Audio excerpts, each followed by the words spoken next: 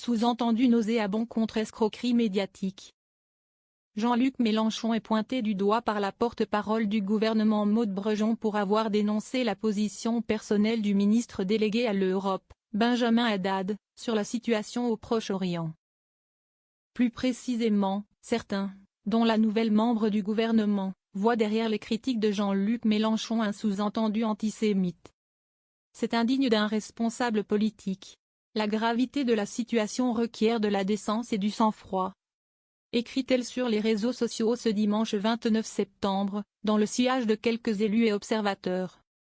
Que reproche-t-il concrètement au fondateur de la France insoumise? D'avoir accusé, samedi soir, lors d'un meeting à Mende, en Lozère, le nouveau ministre délégué chargé de l'Europe d'être acquis à la politique de M. Benjamin Netanyahou en Israël et au Proche-Orient. Il ne se passera rien, car le ministre qui a été désigné pour s'occuper de l'Europe est quelqu'un qui est acquis à la politique de M. Netanyahou. A précisément lancé Jean-Luc Mélenchon à la tribune, au milieu d'un raisonnement sur l'inaction de la France et de l'Europe face à la situation à Gaza.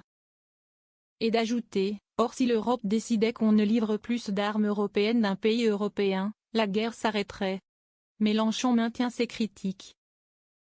Un propos rapidement dénoncé sur les réseaux sociaux, d'abord par l'ancien ambassadeur de France aux États-Unis et en Israël Gérard Haro. Pour dire clairement ce que vous sous-entendez, ce ministre est juif.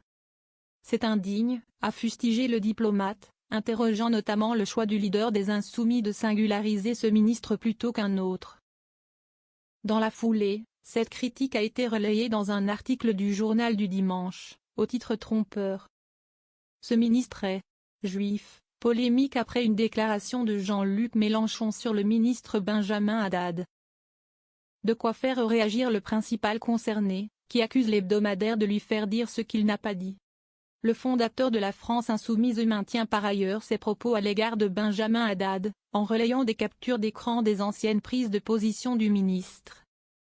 Celui-ci a par exemple suscité une polémique en novembre 2023 quand il expliquait, un mois après les massacres du 7 octobre et alors que la réplique à Gaza avait déjà fait 9000 victimes, être opposé au cessez-le-feu dans l'enclave, en vertu du droit d'Israël à se défendre contre le terrorisme.